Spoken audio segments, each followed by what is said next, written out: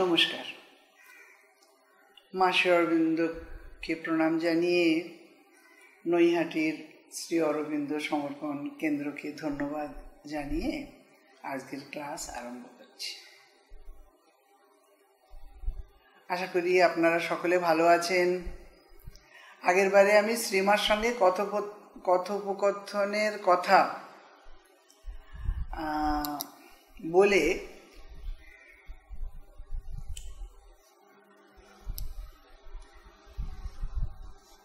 বলতে শেষ করেছিলাম, কিছুটা বলে শেষ করেছিলাম, কারণ ঘন্টাখানেক সময় পার হয়ে গেছিল। আজ তারই শেষটুকু আর কি দিয়ে আরম্ভ করছি। মা বলতে তখন চাইলেন যে আমরা নর্মালি যেটা বাইরে থেকে দৃশ্যমান, চকচকে ঝকমকে, এ নেট অফ অ্যাপিয়ারেন্সেস যাকে বলে, মানে যেটার বাইরের রূপটা আকর্ষণীয়, লোভনীয় এবং ভোগের যোগ্য, সেটার মধ্যে আমরা জড়িয়ে যাই এবং ভীষণভাবে আমরা কনফিউজড থাকি। নয়তোবা আমাদের খুবই লিমিটেড আদর্শ হয়, যেটা এন্টায়ারলি মেন্টাল। আমি বা আমার মন যেটাকে আদর্শ বলে মনে করে, তার পেছনেই আমরা ছুটি, এই ভেবে যে এইটাই জীবনধারার একটা পরম উদ্দেশ্য ও পরম প্রাপ্তিও। কিন্তু শ্রী অরবিন্দ এখানে কি বলছেন? উনি বলছেন যে একমাত্র একটাই সিকিউর অ্যান্ড অল রিকনসাইলিং ট্রুথ, মানে মাত্র একটাই সবচেয়ে সিকিউর, মানে নিরাপদ এবং পরম সত্য হলো এই যে the very foundation of the universe, এই পৃথিবীর আসল ভিত, সেটা কি হলো? যে life is the manifestation of an uncreated self and spirit. Life is the manifestation of an uncreated, যার জন্ম নেই, uncreated self and spirit, যে আমাদের জীবনটা হলো এক স্বয়ম্ভূর মতো। স্বয়ম্ভূ মানে uncreated, অসৃষ্ট, if there is any Bengali word, self বা spirit, এবং এই সেলফ বা স্পিরিটের অভিব্যক্তি বা স্ফুটন বা পূর্ণ বিকাশ, ম্যানিফেস্টেশনটা আর কি। And the key to life's hidden secret is the true relation of its spirit with its own created existences. এবং এই জীবনের প্রচ্ছন্ন রহস্যের আন্দাজ তখনই পাওয়া যায় যখন আমরা বুঝতে পারি যে স্পিরিট এবং এই সৃষ্টির মধ্যে আর কি তাদের সম্পর্কটা কি, এই সৃষ্টির সঙ্গে এই স্পিরিটের, এই আত্মার সম্পর্কটা কি। True relation of its spirit with its own created existences. এখন উনি বলতে চাইছেন যে এই সৃষ্টি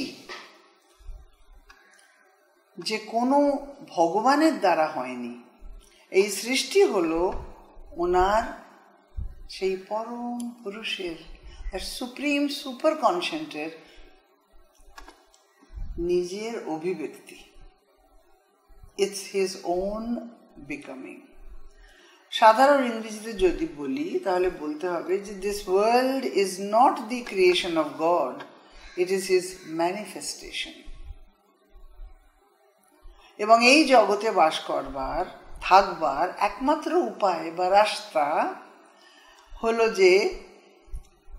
যে ভগবান এই সৃষ্টি হয়ে মূর্ত হয়েছেন, সেই ভগবানকে যেন আমরা চিনতে পারি, জানতে পারি, আমরা যেন নিজেদেরকে সেই ঈশ্বর রূপে ব্যক্ত করতে পারি একদিন। সোজা কথায় আমরা যেন ভগবান হয়ে উঠতে পারি একদিন। সাবিত্রীতে একটা লাইন আছে গো, সেটা হলো, our life is a paradox with god for the কি। যতদিন আমরা বুঝতে না পারি যে গড ইজ আওয়ার ওনলি কি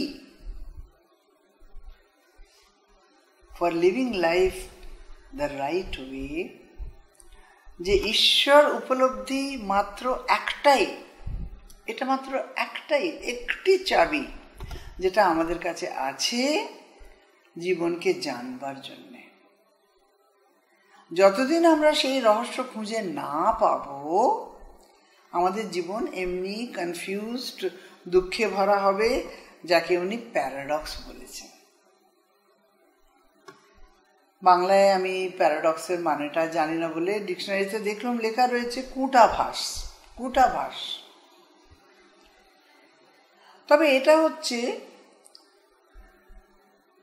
দুটো বিপরীত পরিস্থিতির মধ্যে আটকে পড়া, প্যারাডক্স, বা দুটো আদর্শের বা মতামতের মধ্যে কনফিউজ থাকা। আমাদের সমাজটা এমনি, মানে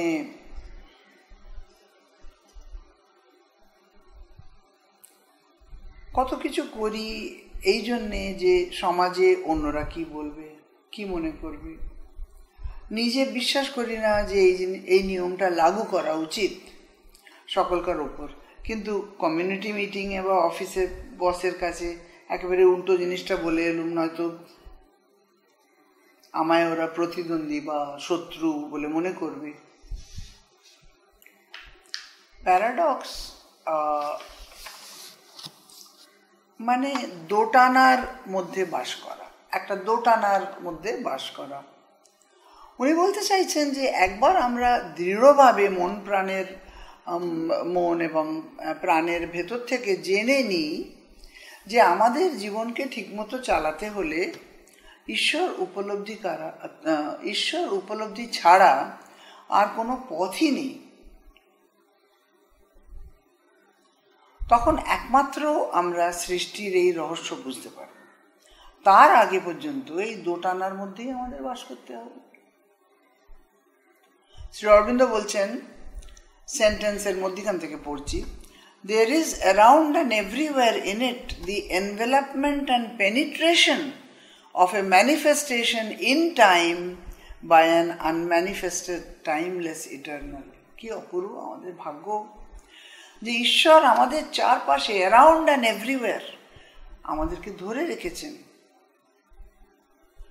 এনভেলপমেন্ট মানে আমাদের জড়িয়ে ধরে রেখেছেন, আবিষ্ট,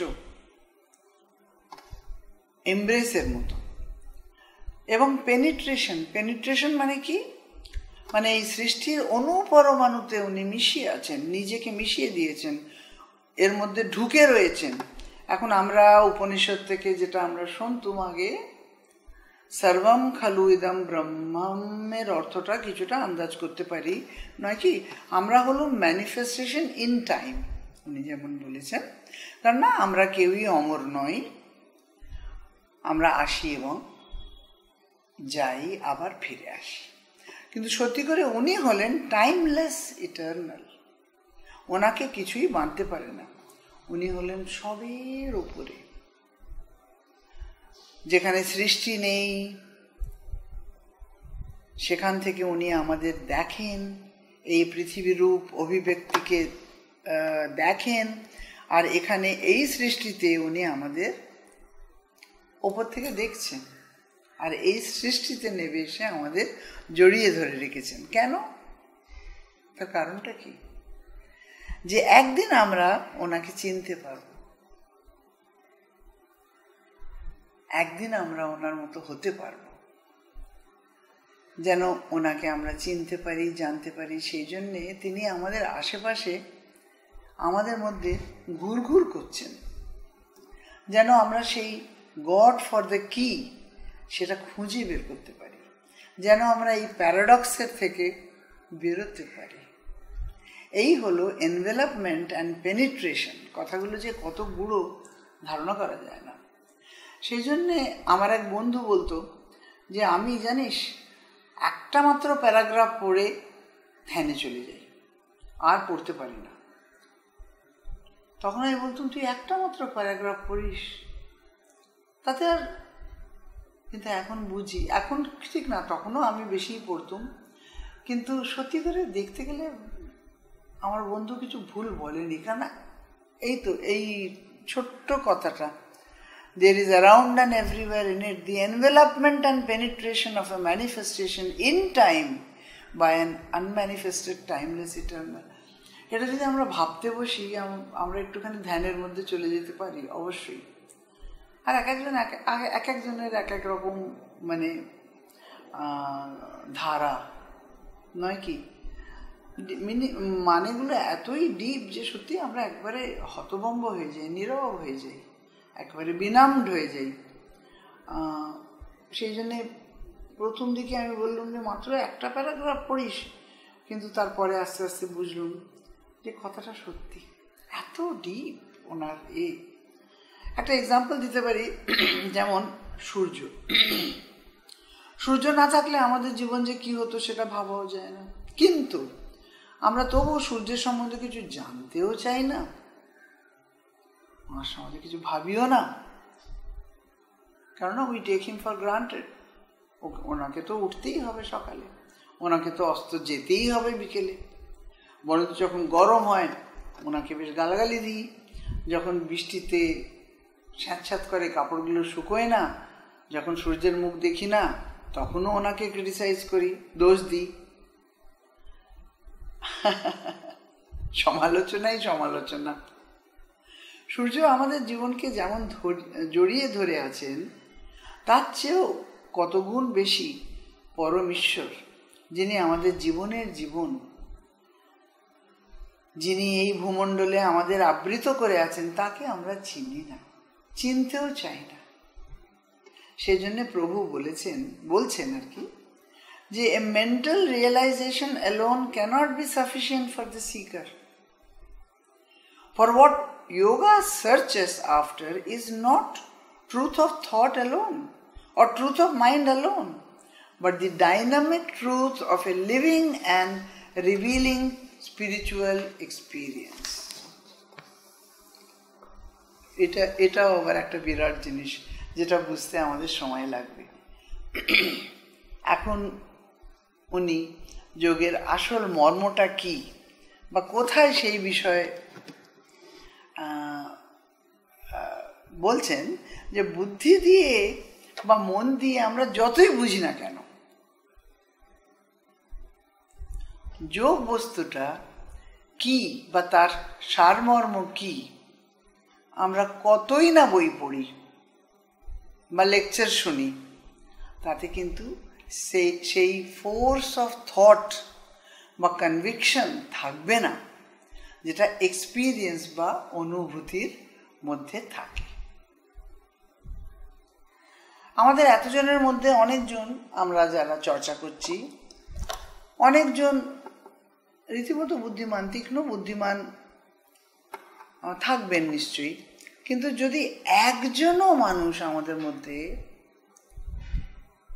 এমন থাকেন যার dynamic truth of a living and revealing spiritual experience আছে,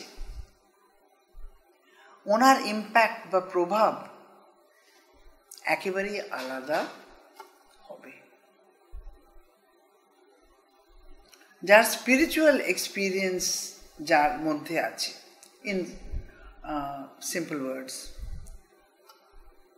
ওনাকে আমি যেমন বলছি, এত কথা বকবক করছি, চর্চা করছি, যাই করছি, এত কথা বলতেই হবে না। ওনার ডাইনামিক ট্রুথের যে আধ্যাত্মিক অনুভূতি আছে সেটাই সব বলে দেবে। মা বলেছেন না, যে এক্সপিরিয়েন্সের বিশেষ একটা স্ট্রং ভাইব্রেশন থাকে। যদি কেউ সেটা মৌখিকভাবে ব্যক্ত করতে পারেন তো ভালো, না করতে পারলেও সাইলেন্স ইজ দ্য বেস্ট, মা বলেন। নীরবেও তার সঞ্চালন আছে, কারণ সেটা হলো তার নিজের লিভিং এক্সপিরিয়েন্স।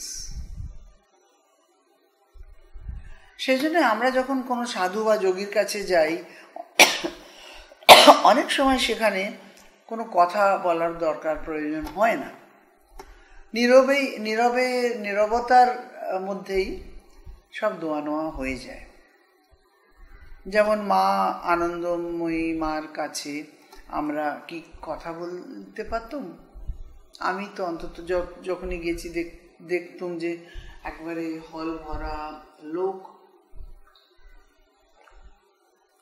কিংবা তাঁবুর মতো হতো। আমি যখন ছোট ছোট দিল্লিতে আসতেন উনি, একবার আমি সাহস করে গিয়েছিলাম ওনাকে একটা প্রশ্ন জিজ্ঞেস করতে, উনি উত্তরও দিয়েছিলেন। মনে হলো যে আমি ছোট বলে নাকি বুদ্ধি তো হয়নি বলে নাকি আমার সৌভাগ্য ছিল। তারপর ওনাকে আমি দেখেছিলাম যখন উনি আমাদের মাকে দেখতে এসেছিলেন, বলেছিলেন আমি তো তোমার কন্যা, তুমি তো আমার মা।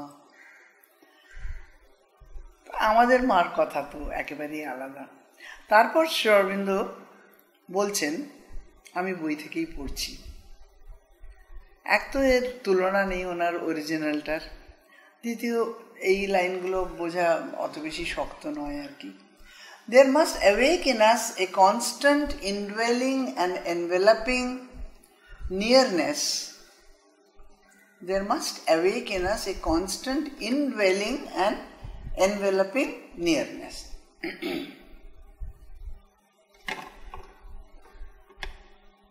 দুটো জিনিস রয়েছে এর মধ্যে।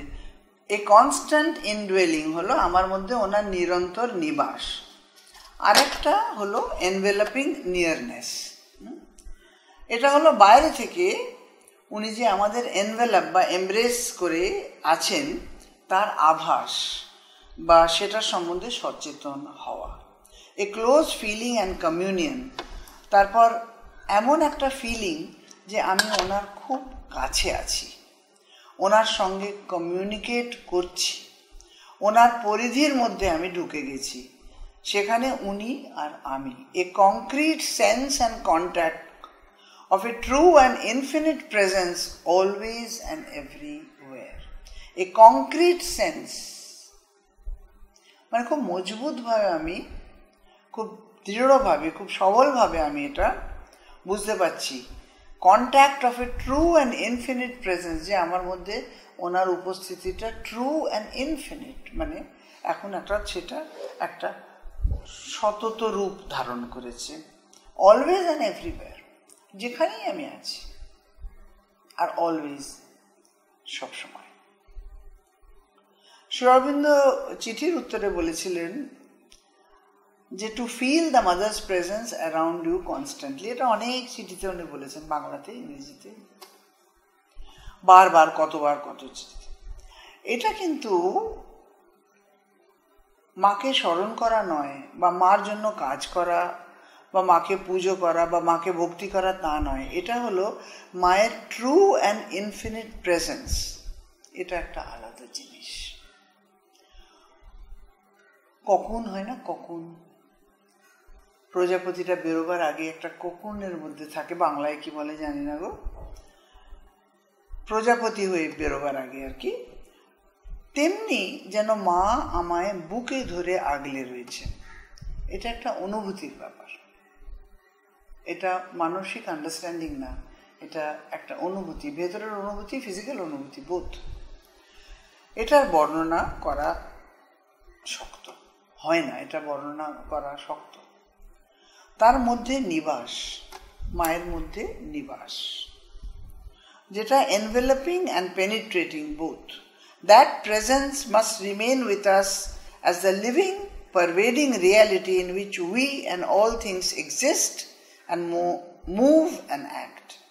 এই মায়ের উপস্থিতিটা আমাদের মধ্যে যেন এতই জীবন্ত বা প্রাণবন্ত হোক যে আমরা বুঝতে পারি যে আমাদের সমস্ত মুভমেন্ট, ওঠা বসা, চলাফেরা, সমস্ত অ্যাকশন আর কি, কাজকর্ম, সব কিছু মায়ের সঙ্গে এবং মায়ের মধ্যেই হচ্ছে। To see, to feel, to sense, to contact in every way, যে এমনভাবে মাতৃময় হবে যে মা ছাড়া আর কিছুই নেই। এবং শুধুমাত্র এই নয় যে মা আমাদের সবকিছুর মধ্যে আছেন, আমাদের সবকিছুর এই সৃষ্টির অনুপরমাণুও মায়ের মধ্যে আছে। মাকে একেবারে সেন্সোরিয়াল লেভেল, মানে ফিজিক্যাল লেভেল, সেন্সোরিয়াল লেভেল থেকে ফিল করতে হবে, যেমন করে আমরা গ্রীষ্ম বা শীত অনুভব করি। কেবল মনসা বাচা কর্মণি নয়, থ্রু আওয়ার এক্সিস্টেন্স ইটসেলফ। যেমন লাইফ ডিভাইনে বলে না, the divine in all, all in the divine in all, আর তারপরে the divine is all। একমাত্র যখন আমরা এই লেভেলে পৌঁছতে পারবো, তখন আমাদের আশেপাশে বা সমাজে কি হচ্ছে বা না হচ্ছে সে নিয়ে চিন্তা থাকবে না, কোনো মোহ আকর্ষণ থাকবে না, কোনো অহংবোধ থাকবে না, কারণ তখন আমরা আমাদের আসল বাড়ির ঠিকানা খুঁজে পেয়ে গেছি। আমাদের আর ভাড়া বাড়িতে মালিকের গঞ্জনা শুনে তখন থাকতে হবে না, সেটার প্রয়োজন নেই। এটা আস্তে আস্তে হয়, যখন আমাদের দেখার দৃষ্টি আস্তে আস্তে বদলাতে থাকে, যখন আমরা ঈশ্বরকে ছোট ছোট ঘটনার মধ্যে দিয়ে, দৈনন্দিন নানা রকম ছকমারির মধ্যে ওনার ছোঁয়া পেতে থাকি, এবং তখন এমন হয় যে কোনো কিছুই বাই চান্স আর হয় না, ভুলভাবে কিছুই তখন ঘটিত হয় না। যাই হোক, সেটা ভালো মন্দ হোক, কি ঠিক বেঠিক হোক, কি উচিত অনুচিত হোক, কিছুই হোক, সবের পেছনে আমরা প্রচ্ছন্নভাবে তাঁর হাতটা দেখতে পাই।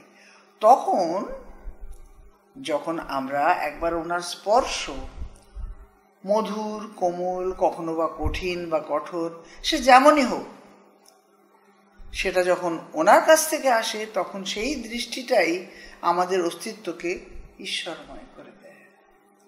আমরা ওনার মধ্যে আমরা ওনাকে সব কিছুর মধ্যে, যেমন কিছু হোক, সে পরিস্থিতি যেমনই হোক না কেন, সবের মধ্যে ওনার ছবি, ওনার ছায়া দেখতে পাই। সেই জন্যই বলে এক্সপিরিয়েন্স ইজ মোস্ট ইম্পর্টেন্ট। একবার আমরা সেই বাঁধনে বেঁধে গেলে, সেই রঙে নিজেকে রাঙিয়ে ফেলতে পারলে কেল্লা ফাতে। সানলিট পাত পেয়ে যাওয়ার মতো, পরশ পাথরে ছুঁয়ে যাওয়ার মতো, তাই অনুভূতির এই মূল্য, এত মূল্য মা শ্রীঅরবিন্দ দিয়েছেন। এখন ভগবত প্রাপ্তির তো অনেক পন্থা আছে, শ্রীঅরবিন্দ যেমন বলেছেন আর কি, আমরা সকলেই সেটা জানি। যত মত তত পথ আমাদের ঠাকুর বলে গেছিলেন। তবে মুখ্যভাবে দেখতে গেলে আমরা দেখি যে মূলত তিনটে মার্গ বা রাস্তা দিয়ে যে পূর্ণ যোগের দিকে যাওয়া যায়, সেটা শ্রীঅরবিন্দের যোগ সাধনা বলে প্রখ্যাত। তার মধ্যে এই তিনটে ধারার এসেন্স বা ক্রিম অফ হিজ স্পিরিচুয়াল এক্সপিরিয়েন্সেসের বর্ণনা আছে। উনি ওনার বইতে কখনোই এমন কিছু লেখেননি যার এক্সপিরিয়েন্স উনি করেননি। এবার দেখি যে এই ত্রিমার্গ কি বস্তু। পরের প্যারাগ্রাফটা বড়ই পোয়েটিক, এতই পোয়েটিক, তবুও আমি সেটা পড়ব না। সংক্ষেপে বলছি, এটা হলো ইনফিনিট ডিসক্রিপশন, সেই অসীমের বর্ণনা, যে তিনি কি বা কি। ইংরেজি পোয়েটের উইলিয়াম ব্লেক এর লাইনটা আপনারা সকলেই জানেন। আমার এত ভালো লাগে যে আমি আবার একটুখানি পড়ছি। See a world in a grain of sand, চারটে লাইন আছে, একটাই পড়ছি। এই অসীমের অস্তিত্বটা ইজ অ্যান omnipresent রিয়ালিটি। আর ক্যাপ শ্রীঅরবিন্দ লিখছেন, উনি বলেছেন see a world in a grain of sand, বালির এক অণুতে সমস্ত পৃথিবীর দর্শন। উইলিয়াম ব্লেকের পোয়েমে আর কি। শ্রী অরবিন্দ বলছেন এই অসীমের অস্তিত্বটা is an omnipresent reality, one existence everywhere. খুব মন দিয়ে আমাদের শুনতে হবে। It is a single unifying presence and not different in different creatures. এই সৃষ্টির সবকিছুর মধ্যে উনিই একমাত্র বর্তমান, সবের মধ্যে আলাদা আলাদা নয়। তারপর ওনার কি বিরাট প্রতিশ্রুতি, কি মহান, কি দিব্য প্রতিশ্রুতি, ধারণা করা যায় না। যে ইট ক্যান বি মেট, মানে সেই ঈশ্বরকে, সেই সৃষ্টিকর্তাকে, it can be met, seen or felt.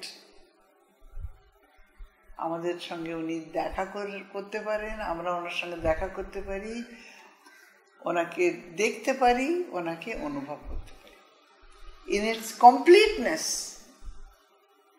উনি মানে ওনার কি বলবো, পূর্ণরূপে, বাংলাটা যদি একটু ভালো করে শিখতুম।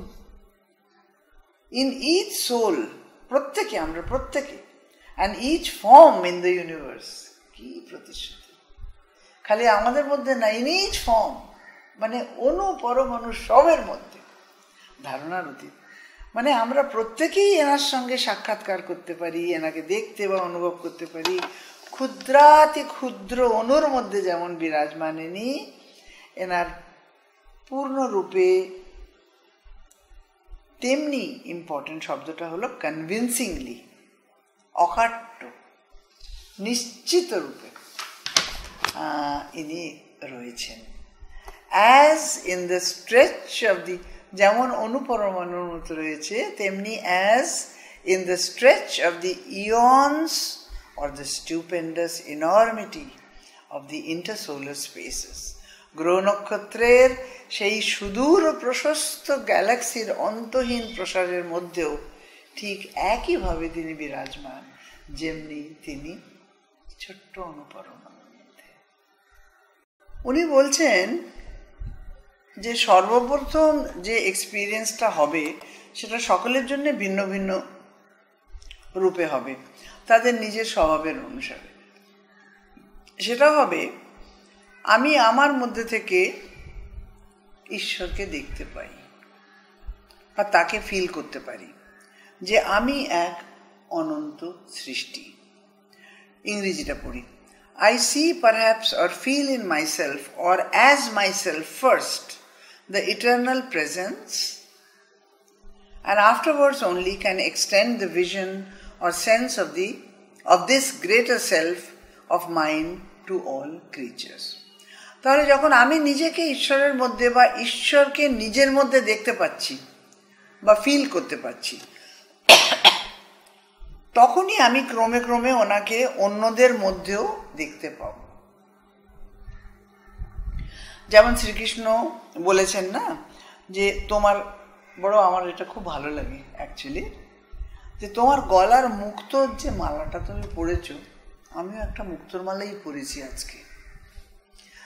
এই যে মুক্তোর মালাটা তুমি পরেছো, তার মধ্যে আমি হলাম তার মধ্যে সুতোটা। প্রত্যেকটা মুক্তোকে একসঙ্গে বেঁধে রেখেছি আমি, কিন্তু তোমরা ভাবছো যে তোমরা প্রত্যেকে আলাদা আলাদা একটা মুক্ত, খালি সেইটাই দেখতে পাচ্ছ, নিজেকে আলাদা আলাদা রূপে দেখতে পাচ্ছ। সুতোটা যেটা তোমাদের সকলকে জড়িয়ে রেখেছে, বেঁধে রেখেছে, সেটাকে আর দেখতে পাচ্ছ না। The supreme divine within. যতদিন সুতোটা দেখতে পাবে, যেদিন সুতোটা দেখতে পাবে, তখন দেখবে যে আমরা সকলেই একই ছাঁচে গড়া। তাহলে কেনই বা ঝগড়া করি, কেনই বা রাগারাগি করি, আমার এটা তোমার ওটা, ওগুলো কেন বলি? এই ইউনিটেরিয়ান সেন্সটা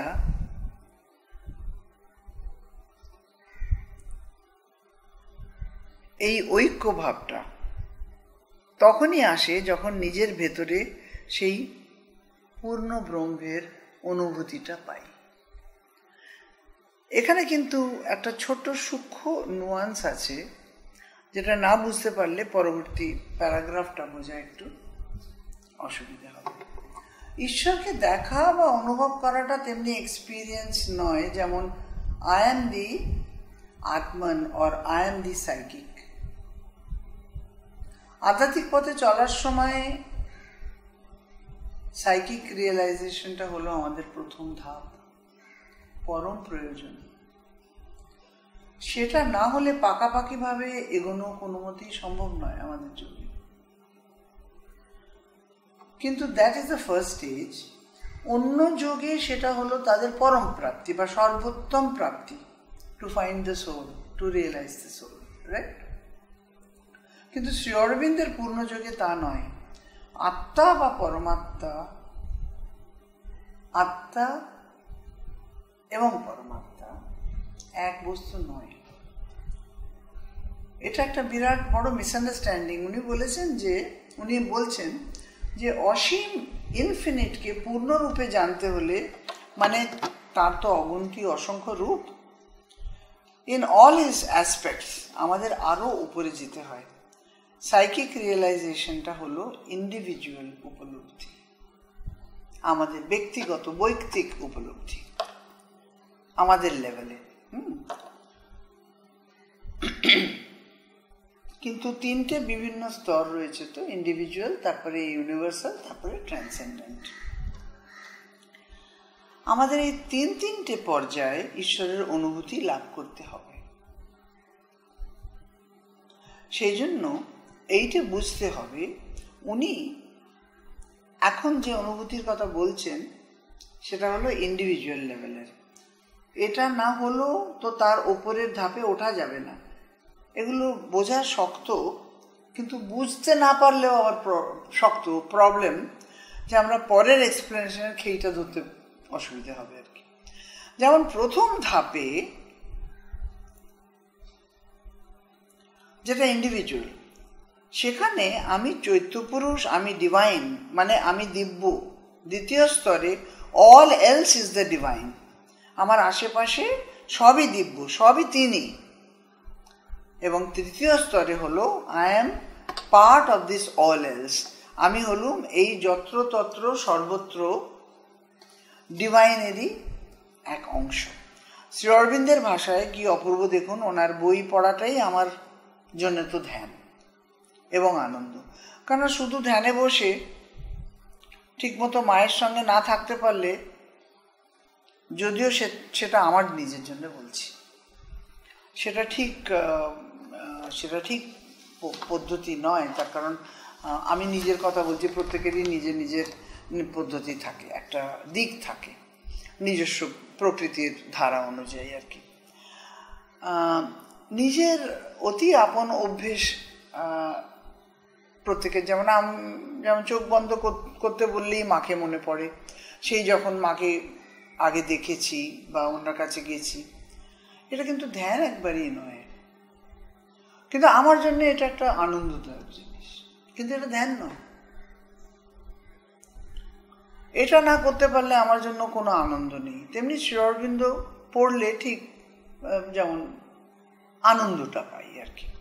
ধ্যানে প্রকৃতি বিধিবা জানতে, কেমন করে মনকে চিন্তা শূন্য করতে হয় ইত্যাদি প্রপার পদ্ধতি আছে, সেটার চর্চা অন্য কোনো দিনও আমরা করব। এখন এটাই আপাতত শ্রী অরবিন্দ পড়াটাই আমাদের ধ্যান, জ্ঞান, মন্ত্র জপ সব। তো উনি এখানে লিখছেন যে I then see the world in me or as one with me. প্রথম এক্সপিরিয়েন্সের কথা, আমি তখন এই পৃথিবী আমার মধ্যে দেখি, কিংবা আমি এই পৃথিবীর সঙ্গে মিশে এক হয়ে গেছি, এমনি আমি অনুভূতি পাই বৈয়ক্তিক লেভেলে। I perceive the universe as a scene in my being, the play of its processes as a movement of forms and souls and forces in my cosmic spirit. I meet myself and no one else everywhere. এটা এত চমৎকার না? এটা আমি একটু বলি বাংলায়। আমি যেখানেই যাই না কেন কেবল নিজের সঙ্গেই সাক্ষাৎকার করি।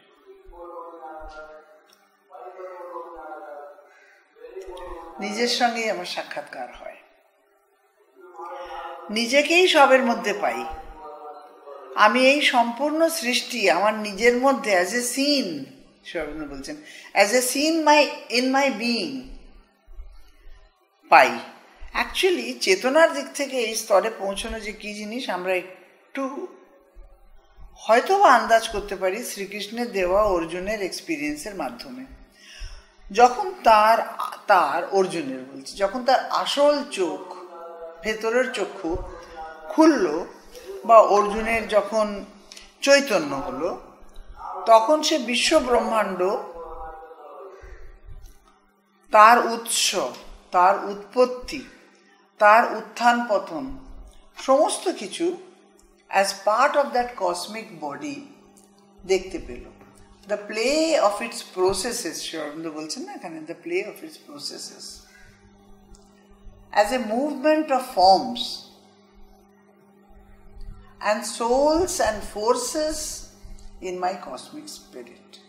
এই জিনিসটাই অর্জুন প্রথম দিকে যখন তার দৃষ্টি আচ্ছন্ন ছিল, কিছুতেই শ্রীকৃষ্ণ কতবার বলছিলেন, কত শ্লোক আমরা এতে রয়েছে নয় কি, কিছুতেই উনি অর্জুন বুঝতে বা দেখতে পাচ্ছিল না, যখন অজ্ঞানতার খোলসটা ওনার সরেনি আর কি।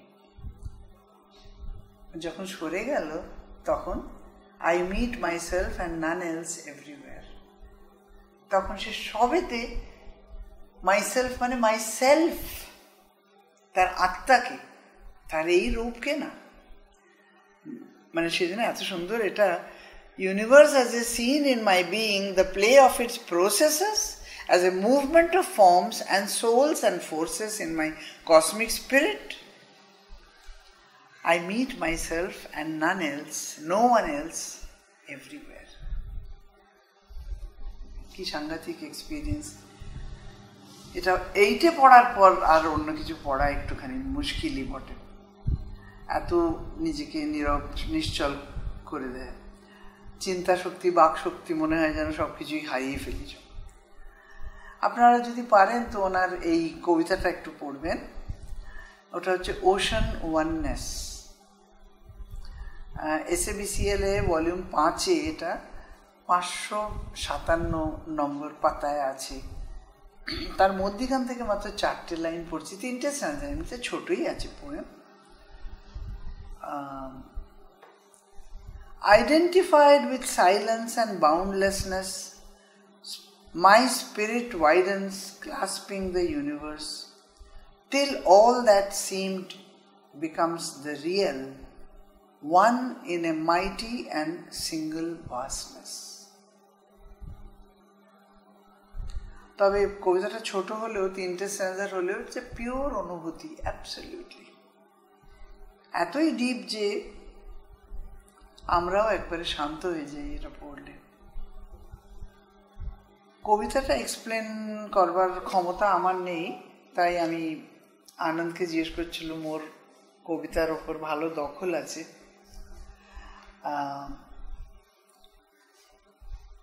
তা এসেন্স, মানে কবিতাটার এসেন্স আপনাদের কাছে তুলে ধরছি। সর্বপ্রথম হলো identity with silence and boundlessness, identified with silence and boundlessness, সেই সুপ্রিম পরম সচ্চিদানন্দের সঙ্গে একাত্ম হয়ে যাওয়া। তারপর my spirit widens, clasping the universe, মানে আমি এক্সটেন্ডেড হয়ে, বৃহত্তর থেকে বৃহত্তর হয়ে তার সেই বিরাটের আসল রূপ এখন দেখতে পাচ্ছি। ইন্ডিভিজুয়াল থেকে ইউনিভার্সাল হলো, আসল রূপ দেখতে পাচ্ছি, যেটা একটা বিশাল ঐক্যতা, অসীম বিশালত্ব। তবে এখানে একটা জিনিস আছে যেটা আমাদের একটু বুঝতে হবে, সেটা কি না, যে পরম ব্রহ্মের অনুভূতির পর আমাদের এই সৃষ্টি অনেক সময় বড়ই নির্জীব বা নিরস লাগার সম্ভাবনা থাকে। একবার ওই আছে না, এতে কোথায় কোথায় পড়েছিলাম, কথোপনিষদেই পড়েছিলাম না, কোটি সূর্য দেখার পরে সবকিছুই অন্ধকার লাগে। যেমন আমাদের শঙ্করাচার্যের হয়েছিল, উনি কেন বলেছিলেন ব্রহ্ম সত্য জগৎ মিথ্যা? তার কারণ ব্রহ্ম এমন একটা সত্য যে তারপরে এদিক ওদিক তাকালে সবকিছুই মিথ্যে মনে হয়। সেজন্য ওনার এক্সপিরিয়েন্সটা একবারেই সত্যি। তবে পরে কোনোদিনও চর্চা হবে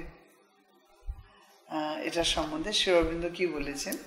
তবে কোনো কিছুই মিথ্যা নয়, জগৎ মিথ্যা আমরা বলছি কেননা আমাদের কোনো অনুভূতি নেই। তো শ্রী অরবিন্দ বলেছেন সবকিছু এই জগতে হবে, জগৎ ঈশ্বরের সৃষ্টি, অতএব জগতে অনুপরমাণিত শ্রী অরবিন্দ ঠাকুর আছেন।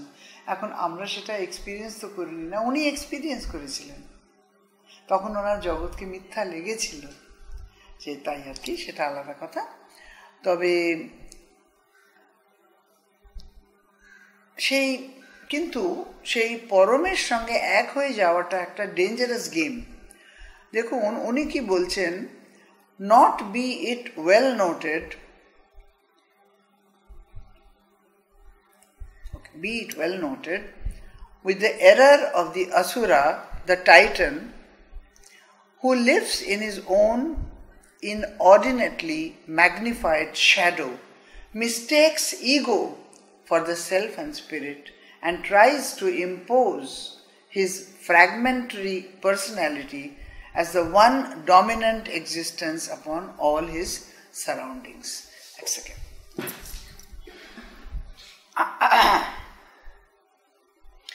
এটা একটু ডেঞ্জারাসও হতে পারে এই অনুভূতিটা, যদি না আমরা প্রপারলি ওয়েল ফাউন্ডেড হই, specially in our psychic realisation.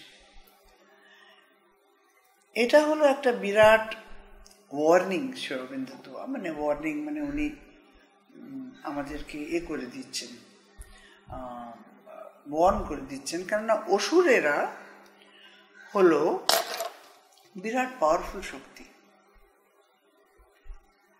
এবং তাদের খালি শক্তিমান নয়, তারা আবার বুদ্ধিমান, পরম বুদ্ধিশালী। ওরা তারা যেমন শক্তিশালী তেমনি বুদ্ধিশালী। তারা ভাবে যে তারা সমস্ত পৃথিবীকে জয় করে ফেলেছে। তাদের অহংবোধটা এতই বড়, এতই বিস্তৃত যে তারা এই অহংকারকে সেলফ বা পরমের উপলব্ধি বলে মনে করে। তারা ভাবছে আমি আত্মোপলব্ধি করেছি, কিন্তু দ্যাট ইজ অ্যাকচুয়ালি অহংকার। ওকে, এই অহংকে সেলফ বা পরমের উপলব্ধি বলে মনে করে, এবং নিজেদের ফ্র্যাগমেন্টারি পার্সোনালিটি যেটা ভেঙে চুর হয়ে যাচ্ছে সেটাকে জবরদস্তি সকলের উপর চাপিয়ে দিয়ে নিজেকে প্রভু কিংবা কর্ণধার বলে মনে করে। শ্রী অরবিন্দ লিখছেন, যোগ সাধনায় এই পিটফলটা, এটা বহু লোকের পিটফল হয়, আমরা লেটেস্ট অন যোগাতে পড়েছি, এটা অ্যাট্যাক করে। এগুলোকে একটা টেস্ট হিসেবেও নেওয়া যায় যদি ভেতরের সত্যিকারের অভিপ্সাটা ঠিকভাবে জাগ্রত থাকে, নত পথচ্যুত হবার ভীষণ বেশি সম্ভাবনা থাকে। এবং আমরা দেখেওছি বেশ কয়েকজনকে এমনি ভ্রমিত হতে দেখেছি। আনন্দ অনেকবার বিদেশে গেছে লাইফ ডিভাইন সাবিত্রী পড়াবার জন্য, বহুবার, এবং নিয়মিত গরমকালে আর কি ওরা ডাকতো, ইউরোপ অ্যান্ড আমেরিকা বোথ।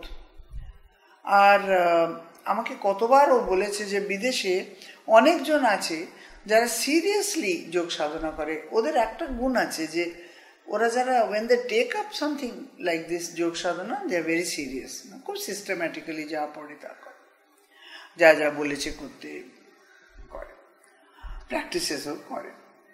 কিন্তু আমাদের যেমন ভগবানকে ভালোবাসাটা, ভগবানের উপর নির্ভর করাটা, ভগবানকে প্রণাম করা, নমস্কার করা, যেমন আমাদের জন্ম থেকেই এটা ছোটবেলা থেকেই আমরা আমাদের সকলের বাড়িতে পুজো আচ্ছা ব্রত পালন 50টা পুজোর দিন সারা বছরে, তো এগুলো থাকে, তো যার জন্যে আমাদের জন্য এগুলো খুব মানে সহজ,